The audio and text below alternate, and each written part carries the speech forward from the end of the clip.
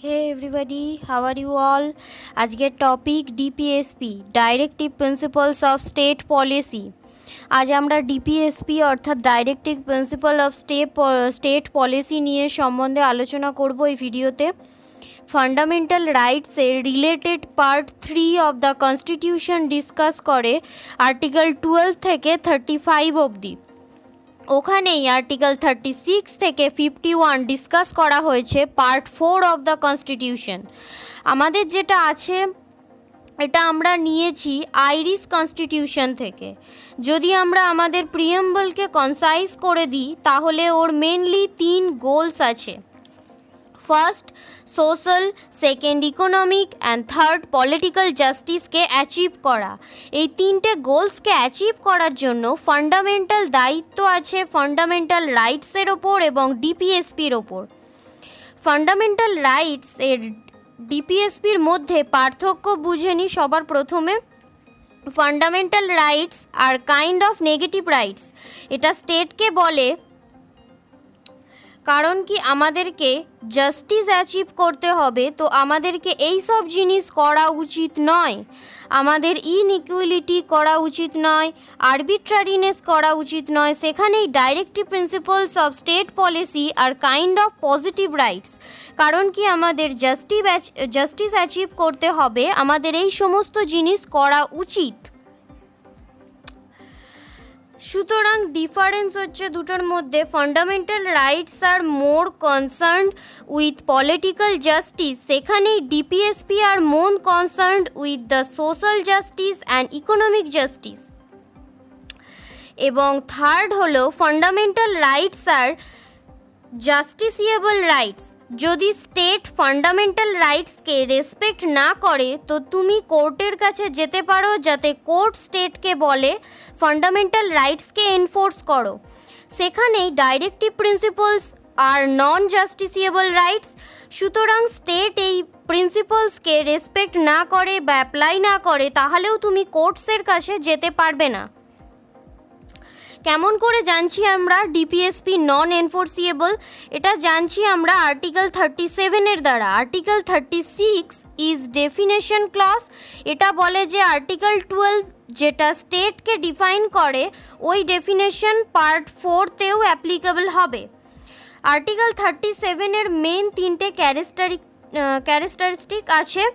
First, DPSP আর নন এনফোর্সিয়েবল rights.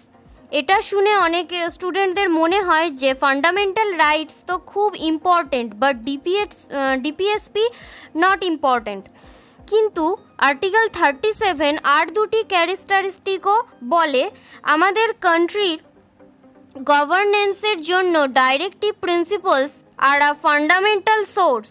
তৃতীয়, এটা বলে স্টেটকে গভর্নমেন্টকে কোনো নতুন ল বানানোর জন্য আগে ডিপিএসপিকে ফলো করতেই হবে। এবার মনে হতে পারে তোমাদের এটা এক ধরনের মোরাল অব্লিগেশন। ডিপিএসপিকে এনফোর্স করার পিছনে সবচেয়ে মেজর ফোর্স আমি তুমি মানে পাবলিক ওপিনিয়ন। কেমন করে? দেখো, যে কোনো গভর্নমেন্ট টিকে থাকে পপুলার ভোটের কারণে। তো গভর্নমেন্ট যদি ভালো পলিসিস নিয়ে আসে, ডাইরেক্টিভ প্রিন্সিপালসকে রেসপেক্ট না করে, তো 5 সাল পরে তার পক্ষে আর ফেরত আসার কোনো রকম চান্স থাকে না। এই জন্যই পপুলার ভোটের জন্য বা পাবলিক ওপিনিয়নকে শুধরানোর জন্য স্টেট এবং গভর্নমেন্ট বাধ্য হয় কি ডিপিএসপির এই প্রিন্সিপালসকে রেসপেক্ট করবে এবং ফলো করবে।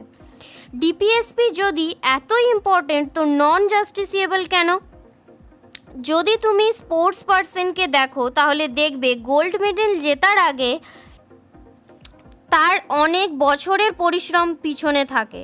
ঠিক ওই রকমই যখন আমাদের দেশ স্বাধীন হয় আমরা আমাদের কনস্টিটিউশন বানাচ্ছিলাম, কিন্তু তখন সোশ্যাল, ইকোনমিক, পলিটিক্যালি আমরা এই সমস্ত ফ্যাক্টসকে দেখে কিছু রাইটস এমন বানিয়েছিলাম যাকে এনফোর্স করা খুব দরকার, যেটা হয়ে গেল আমাদের ফান্ডামেন্টাল রাইটস।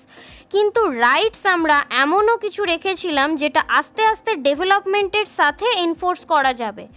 যেমন আর্টিকেল 45 অফ দ্য কনস্টিটিউশন। যখন আমাদের কনস্টিটিউশন তৈরি হয় তখন আমরা সোশ্যালি, ইকোনমিক্যালি এতটা অ্যাডভান্স ছিলাম না। কি রাইট টু এডুকেশন একে একটা ফান্ডামেন্টাল রাইটস বানাবো। যখনই আমরা ইকোনমিক্যালি অ্যাডভান্স হলাম, আমরা আর্টিকেল 45 একটা আর্টিকেলের রূপ দিয়ে দিই। এমনিতে তো কোনো ক্লাসিফিকেশন দেওয়া নেই আর্টিকেলের মধ্যে। এই আর্টিকেলের প্রিন্সিপাল দেখে আমরা এদেরকে 3 ভাগে ভাগ করা হয়েছে, সোশ্যালিস্টিক, গান্ধিয়ান অ্যান্ড লিবারেল। এই আর্টিকেলের সোশ্যালিস্টিক প্রিন্সিপালসের মধ্যে পড়ে যারা ওরা ওয়েলফেয়ার স্টেট এস্টাবলিশ করার কথা বলে। এতে আছে আর্টিকেল 38, 39, 39A, 41, 42, 43 অ্যান্ড 43A এবং 47। এদের মধ্যে কিছু ডিপিএসপির অবজেক্টিভকে অ্যাচিভ করার জন্য লেজিসলেশন ও ইন্যাক্ট করা হয়েছে, যেমন land ceiling act, bank nationalisation, equal pay for equal work, maternity relief act. Gandhian প্রিন্সিপালসের যে অ্যাক্ট আছে সেগুলির ভিশনের কথা বলে। ন্যাশনাল মুভমেন্ট করার সময় গান্ধীজির যে ভিশন ছিল সেগুলোর কথাই বলে, যেমন কটেজ ইন্ডাস্ট্রি এস্টাবলিশ করা, ভিলেজ পঞ্চায়েতকে পাওয়ারফুল করা।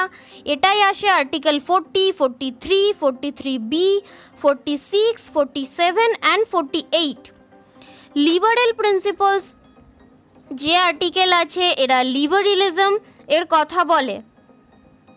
ইউনিফর্ম সিভিল কোড এস্টাবলিশ করা, ইন্টারন্যাশনাল প্রিন্সিপালসকে রেসপেক্ট করা ইত্যাদি। এতে আসে আর্টিকেল 44, 45, 48, 48A, 49, 50 অ্যান্ড 51। যত এনভায়রনমেন্টস অ্যাক্ট আছে, water pollution act, forest act, এটা থেকেই এসেছে।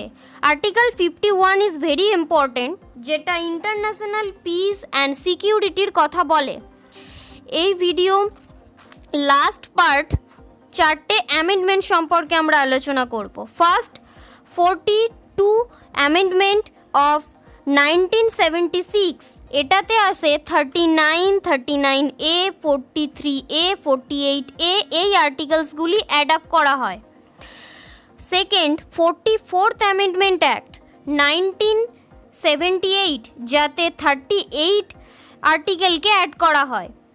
থার্ড হচ্ছে 86th অ্যামেন্ডমেন্ট অ্যাক্ট অফ 2002, এতে আর্টিকেল 45কে অ্যাডাপ্ট করা হয়। ফোর্থ, 97th অ্যামেন্ডমেন্ট অ্যাক্ট 2011, এতে 43Bকে অ্যাডাপ্ট করা হয় আর্টিকেল। I hope ভিডিওটা ভালো লেগেছে। Don't forget to subscribe my channel and hit the bell icon. See you in the next video.